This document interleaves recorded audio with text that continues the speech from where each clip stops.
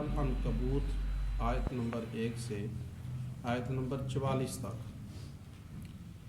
جس کا خلاصہ یہ ہے۔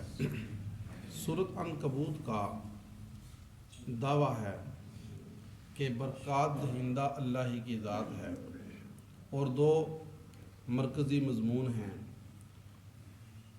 جس میں بیان کیا گیا ہے کہ جیسے سابقہ صورت میں بیان ہوا کہ موسیٰ علیہ السلام پر بڑی آزمائشیں آئیں، مصائب آئے اور انہوں نے برداشت کیے، صبر سے، استقامت سے ان پر عمل کیا۔ ایسے ہی فرمایا کہ مومنوں، دعویٰ ایمان کے بعد تم پر بھی آزمائشیں آئیں گی، صبر کرنا۔ اور دوسرا مضمون یہ بیان ہوا کہ جو منکرین ہیں وہ ہمارے عذاب سے بھاگ نہیں سکیں گے۔ اس پر 7 قصص بیان کیے گئے ہیں۔ پہلے 3 قصے اس بات پر ہیں کہ آزمائش آئے گی، صبر کرنا، اور باقی 4 قصے اس بات پر ہیں کہ منکرین ہمارے عذاب سے بھاگ نہیں سکتے۔ سورت کی ابتدا ہوتی ہے، اللہ رب العزت فرماتے ہیں الف لام میم، یہ حروف مقطعات ہیں، ان کی مراد اللہ ہی خوب جانتے ہیں۔ فرمایا احسب الناس ان یترکوا ان یقولوا آمنا وهم لا یفتنون، کیا لوگوں نے یہ گمان کر لیا ہے کہ اتنا کہہ دینے کی وجہ سے کہ ہم ایمان لے آئے وہ چھوڑ دیے جائیں گے، آزمائے نہیں جائیں گے؟ کیوں نہیں، ہم نے تم سے پہلے لوگوں کو بھی آزمایا تاکہ الگ الگ ہو جائیں سچے کون ہیں اور جھوٹے کون ہیں۔ اور دوسرا فرمایا کیا گمان کر لیا ہے ان لوگوں نے جو برے اعمال کرتے ہیں کہ وہ ہمارے عذاب سے بھاگ جائیں گے؟ ایسا نہیں ہو سکتا۔ پھر ترغیب الی التوحید بیان کرتے ہوئے فرمایا گیا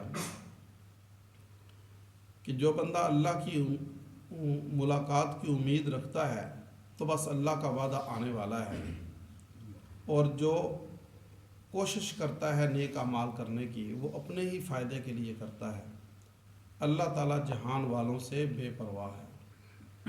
اور پھر فرمایا گیا کہ جو لوگ اچھے اعمال کرتے ہیں، ایمان کے بعد اعمال صالحہ کو اپناتے ہیں، تو ہم ان سے ان کی سیئات کو مٹا دیں گے اور ان کے اچھے اعمال کی ان کو جزا دیں گے۔ اور انسان کو تاکیدی طور پر یہ حکم دیا گیا ہے کہ وہ اپنے والدین کے ساتھ اچھا سلوک کرے۔ یہ ہیں وہ اچھے اعمال جن کی وجہ سے انسان کے گناہ مٹ جاتے ہیں اور اس کی نیکیاں جو ہیں ان کو اللہ رب العزت جزا عطا فرماتے ہیں۔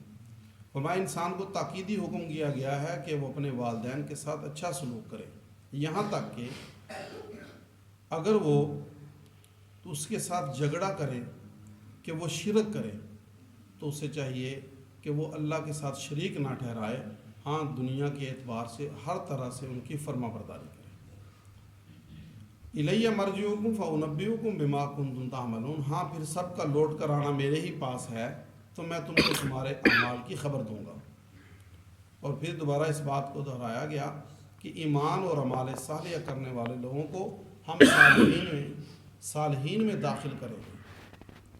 اور فرمایا گیا کہ کچھ لوگ جب آزمائش آتی ہے تو اس کو فتنہ قرار دے کر اس سے بھاگنے کی کوشش کرتے ہیں، اور جب اچھے اعمال آتے ہیں، اچھے حالات آتے ہیں تو ان کا دل مطمئن رہتے ہیں، بلکہ انسان کو چاہیے کہ وہ ہر حال کے اندر اس کا دل اللہ کی طرف مطمئن رہنا چاہیے، آزمائش پر صبر کرنا چاہیے۔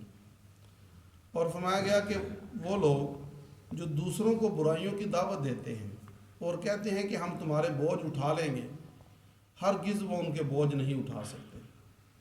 بوجھ ضرور اٹھائیں گے لیکن اپنے بوجھ بھی اٹھائیں گے اور ساتھ ان کا بوجھ بھی اٹھائیں گے، اور ان کے بوجھ سے کچھ ہلکا نہیں کریں گے۔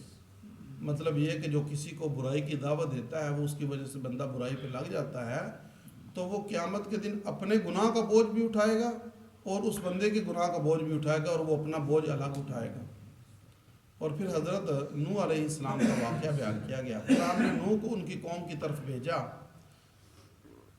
وہ ان کے اندر ٹھہرے 1000 سال سوائے 50 کے، یعنی 950 سال ان کے اندر انہوں نے تبلیغ کی اور ان کو سمجھایا، اللہ کی باتیں بتائیں، لیکن وہ لوگ اس سے باز نہ آئے تو ان کو طوفان نے پکڑ لیا۔ ہاں جو صاحب سفینہ تھے، کشتی والے تھے ان کو اور نوح کو ہم نے نجات عطا کی۔ پھر حضرت ابراہیم علیہ السلام کا قصہ بیان کیا گیا۔ فرمایا جب ابراہیم نے اپنی قوم سے کہا کہ یہ جن کو تم اپنے ہاتھوں سے تراش تراش کے بت بناتے ہو، جو دنیا میں تمہاری محبت کا سبب ہیں، یہ جن کو تم اللہ کے سوا پکارتے ہو، لا یملکون رزقا، یہ تو ذرا بھی رزق کے مالک نہیں ہے، فابتغوا عند اللہ رزقا واعبدوہ واشکروا لہ، اللہ کے ہاں رزق تلاش کرو، اس کی عبادت کرو اور اسی کا شکر ادا کرو، الیہ ترجعون، اس ہی کی طرف لوٹ کر جانے والے ہو۔ اور فرمایا کہ اگر یہ جھٹلائیں تو پہلے بھی بہت سارے لوگ جھٹلا چکے ہیں، لیکن رسولوں کے ذمے واضح اور حق بات کو پہنچا دینا ہے۔ فرمایا کہ کیا یہ چل پھر کر نہیں دیکھتے زمین میں کہ کس طرح اللہ تعالیٰ نے طرح طرح کی مخلوق کو